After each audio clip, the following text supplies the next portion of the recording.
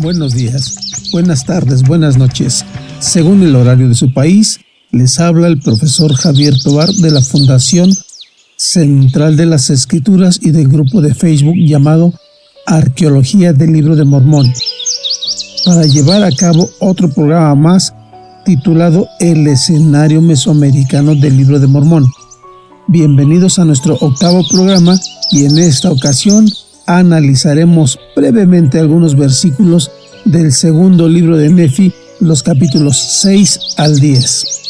Bien, pues ya habían transcurrido al menos 40 años desde que la familia de Leí había partido de Jerusalén. Se hallaban ahora en una tierra desconocida, a medio mundo de distancia de Jerusalén. Leí había muerto y su familia ya había comenzado un conflicto que duraría varios siglos entre los nefitas, que creían en las amonestaciones y revelaciones de Dios, y los lamanitas, que no creían. Bueno, vamos a ver algunos versículos nada más porque no tenemos tanto tiempo como quisiéramos, pero analizaremos los más sobresalientes a nuestro juicio. Capítulo 6. Dice, segundo Nefi 6:2. Dice así la escritura: He aquí, amados hermanos míos, que yo, Jacob, habiendo sido llamado por Dios y ordenado conforme a su santo orden, y habiendo sido consagrado por mi hermano Nefi, a quien tenéis por rey o protector, y de quien dependéis para que os dé seguridad, he aquí, vosotros sabéis que os he hablado muchísimas cosas. Aquí habla respecto a la frase su santo orden. Cuando Jacob era aún joven, recibió su llamamiento directamente del Señor. Leí le explicó que Jacob había visto al Señor, porque le dijo, ¿has visto en tu juventud su gloria? Bueno, este es un buen ejemplo de un profeta que recibió su llamamiento directamente del Señor, porque dice Hebreos 5:4, y nadie toma para sí esta honra, sino el que es llamado por Dios, como lo fue Aarón. Pues bien, debido a su rectitud, fue ordenado según la manera de su santo orden.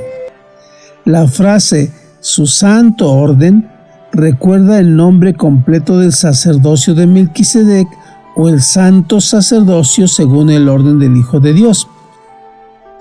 Este era el sacerdocio que poseían los nefitas, aunque había descendientes de Manasés, de Efraín y de Judá, no había ninguno de la sangre de Leví, por lo tanto, no poseían el sacerdocio levítico ni el arónico. Repito, había descendientes de Leví, bueno, y ellos eran de Manasés.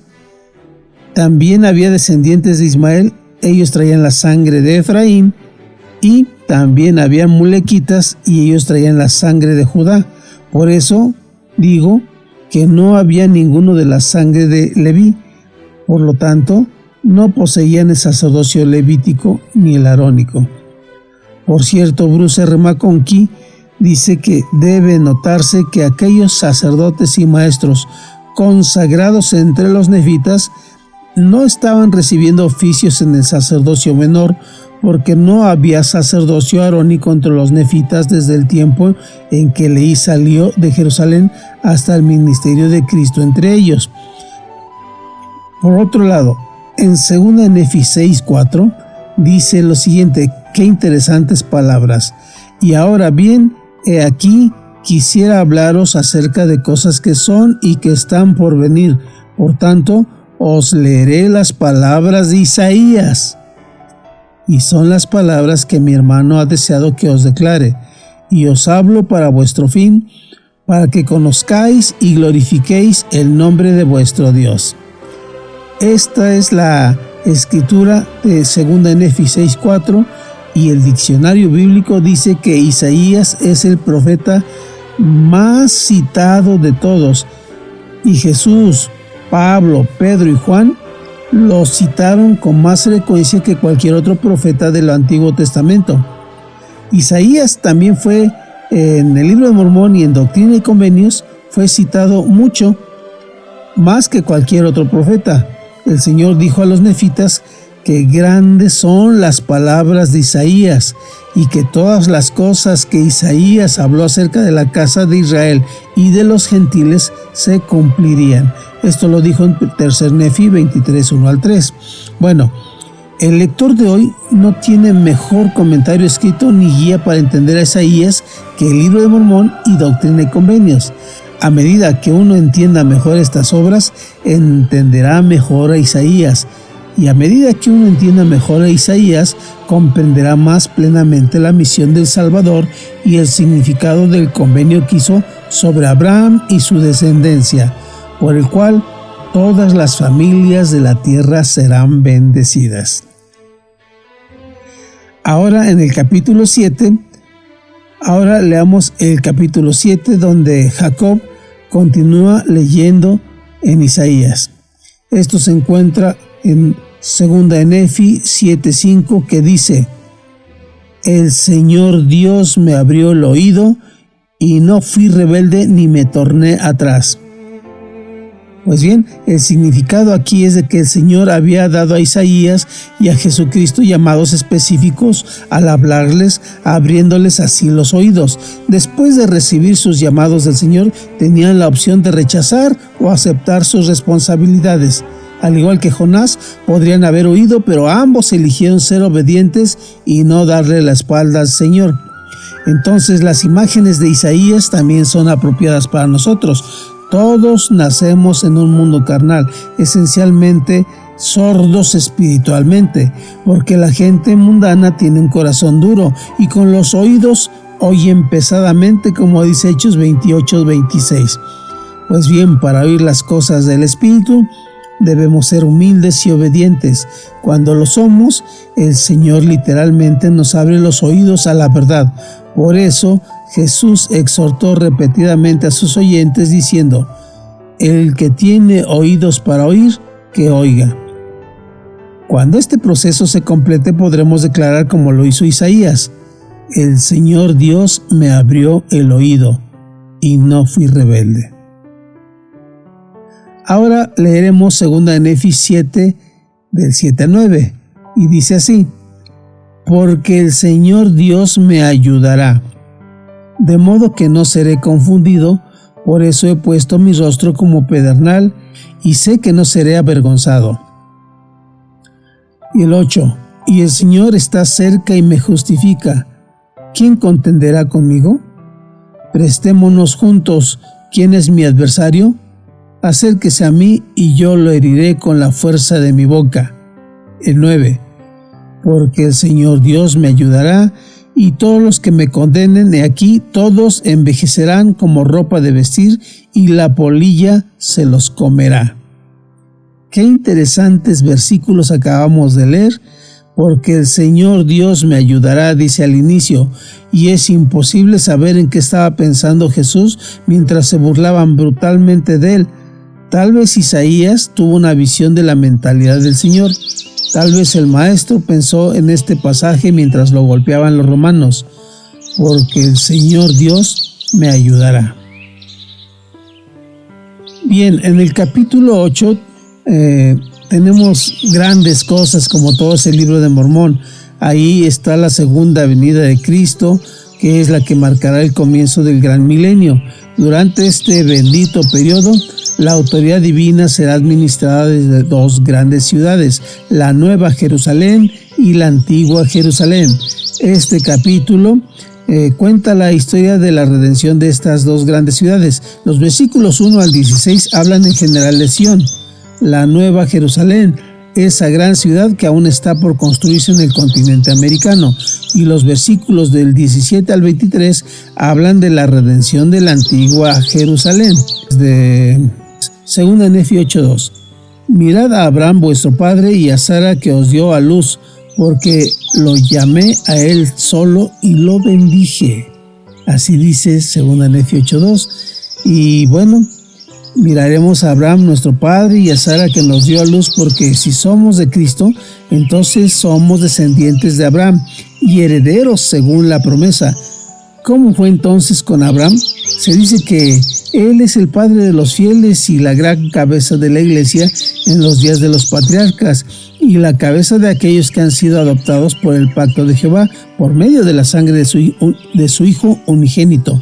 Porque si somos de Cristo, entonces somos descendencia de Abraham y herederos según la promesa. ¿Cómo fue con Abraham?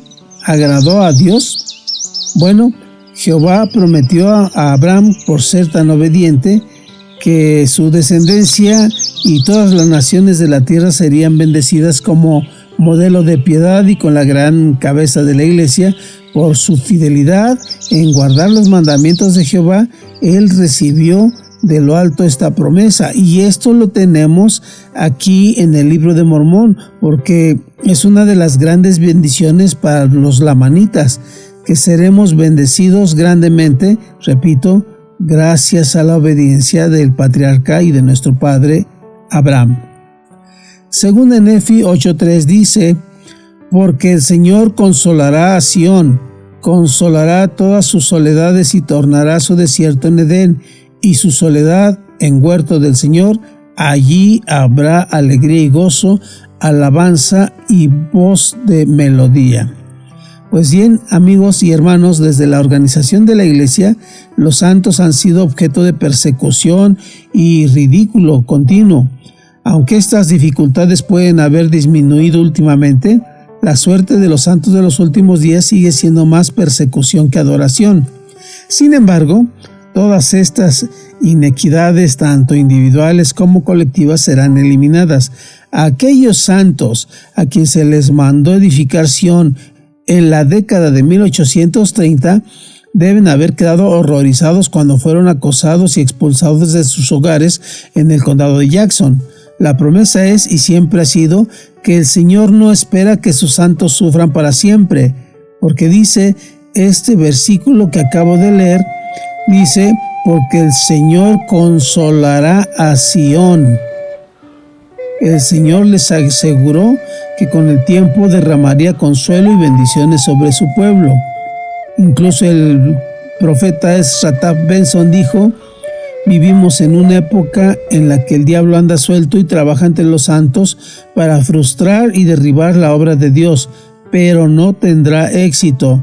Puede que haya personas que caigan y que haya quienes traicionen los convenios sagrados, pero el reino de Dios seguirá adelante hasta alcanzar su destino decretado de llenar toda la tierra.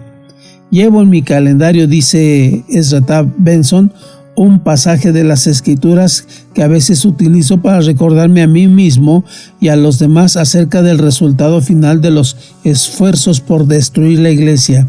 Y ese está en 3 Nefi 22:17, que dice: ninguna arma forjada en contra de ti prosperará, y toda lengua que se levantare contra ti en juicio, tú condenarás. Esta es la herencia de los siervos del Señor, y su rectitud viene de mí, dice el Señor. Ahora vamos al capítulo 9. De ahí del capítulo 9 encontré el versículo 4 que dice: porque sé que habéis escudriñado mucho, un gran número de vosotros, para saber acerca de cosas futuras. Por tanto, yo sé que vosotros sabéis que nuestra carne tiene que perecer y morir. No obstante, en nuestro cuerpo veremos a Dios. Este comentario desencadena la discusión de Jacob sobre la resurrección. Él sabe que hay algo después del cielo y del infierno. Entiende que el cielo y el infierno terminan en la resurrección para ser reemplazados por reinos de diferentes glorias. Dado que la Biblia habla principalmente del cielo y el infierno y rara vez habla de eventos posteriores, este concepto es más importante porque fue enseñado por Job, quien dijo: y después de deshecha esta piel, mi carne ha de ver a Dios. Bueno, el contexto habla claramente de ver a Dios después de resucitar, pero Nefi y Jacob han aprendido por experiencia personal que quien exhibe suficiente fe y pureza de corazón puede ver a Dios mientras está en la carne. Esto solamente puede ocurrir cuando el cuerpo mortal sufre una transfiguración para que pueda soportar la presencia de Dios, como explicó Moisés, porque dijo: mas ahora mis propios ojos han visto a Dios, mas no mis ojos naturales, sino mis ojos espirituales, porque mis ojos naturales no habrían podido verlo, pues me habrían marchitado y muerto en su presencia, pero su gloria estaba sobre mí y vi su rostro, porque me transfiguré delante de él. Ahora un breve análisis de 2 Nefi 9:7 que dice: por tanto es preciso que sea una expiación infinita, pues a menos que fuera una expiación infinita, esta corrupción no podría revestirse de incorrupción. Bueno, pues sí, porque la caída de Adán trajo la muerte al mundo. La expiación debe ser infinita en el sentido de que debe vencer la muerte para todos los hijos de Dios.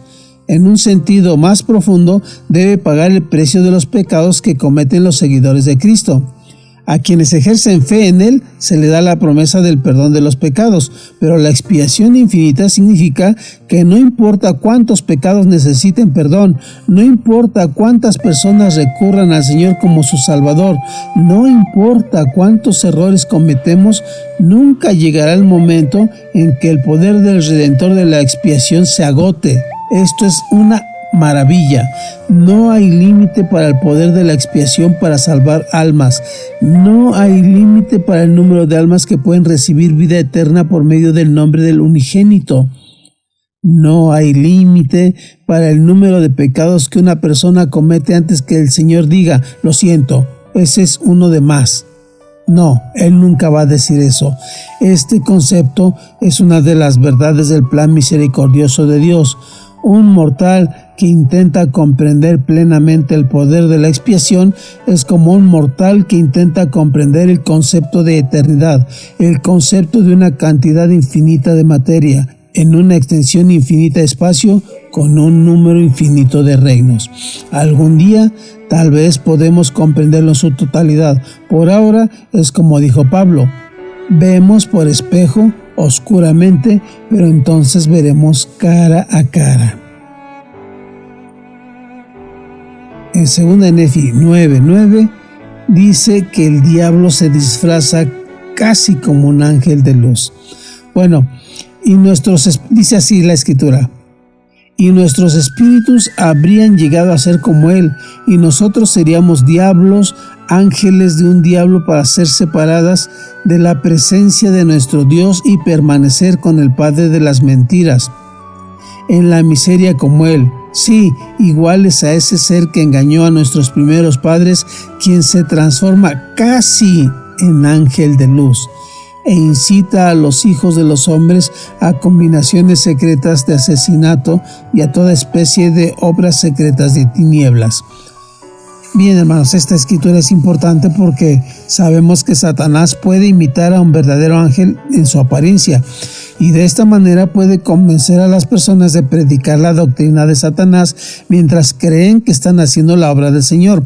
Esto es lo que le sucedió a dos anticristos ahí en el maravilloso libro de Mormón. Sherem admitió que había sido engañado por el poder del diablo. Esto está en Jacob 7:18. Y también Coriós, recuérdense ahí en Alma 30, que dijo: el diablo me ha engañado porque se me apareció en forma de ángel y me dijo: ve y rescata a este pueblo porque todos se han descarriado en pos de un Dios desconocido.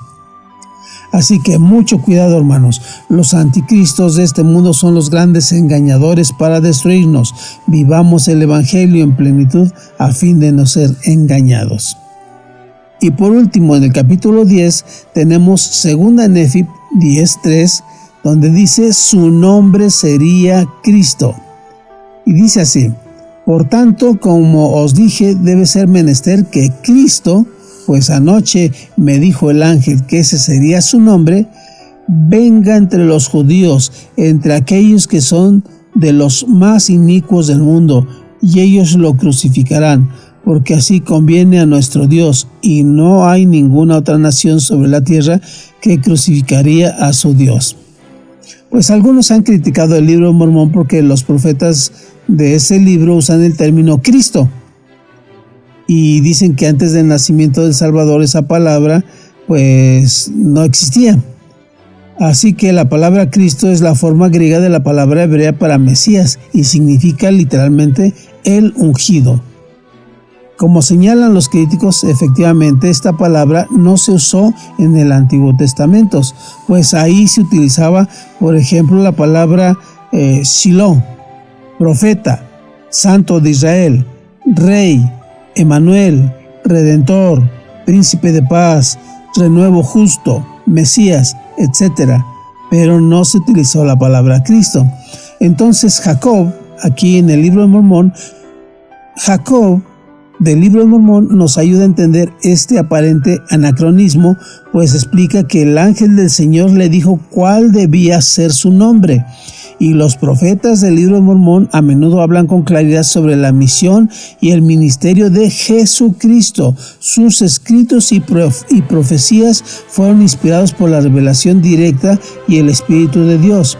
Así que los profetas del libro de Mormón seguirán utilizando el término Cristo o cristianos mucho antes de que estos términos se encontraran en la Biblia. Pues el uso continuo del nombre Jesucristo en el libro de Mormón, en vista de todos los demás nombres y títulos que se usan en las Escrituras, demuestra que tuvo una influencia importante en los nefitas a lo largo de su historia.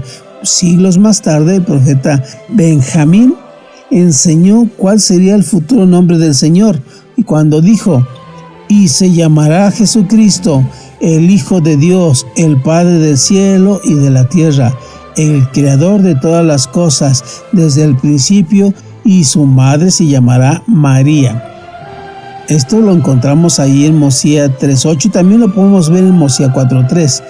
Otros profetas del libro Mormón también dieron testimonio de que el Salvador sería conocido por estos nombres en registros futuros. Por ejemplo, Abinadí testificó ante los sacerdotes del malvado rey Noé concerniente a la resurrección de Cristo y dijo: porque así será llamado.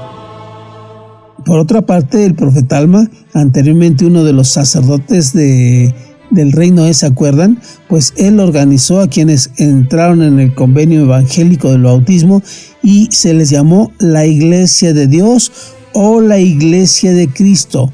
Desde ese momento en adelante así se llamó. Al enseñar al pueblo a menudo les recordaba la futura expiación y misión de este Cristo. Bueno, pues es todo por el día de hoy. Les recuerdo que soy el profesor Javier Tovar de Central de las Escrituras y les invito para que conozcan más del libro de Mormón a través de mi Facebook, un grupo de estudio que se llama Arqueología del Libro de Mormón. Eso lo encuentran ahí, abran Facebook y pongan Arqueología del Libro de Mormón y ahí encontrarán muchos artículos que seguro les interesará. Bueno, es todo. Nos vemos el próximo jueves al mediodía tiempo de México, a las 3 de la tarde tiempo de Chile por Radio Abinadí. Nos vemos la próxima semana. Gracias y hasta la próxima.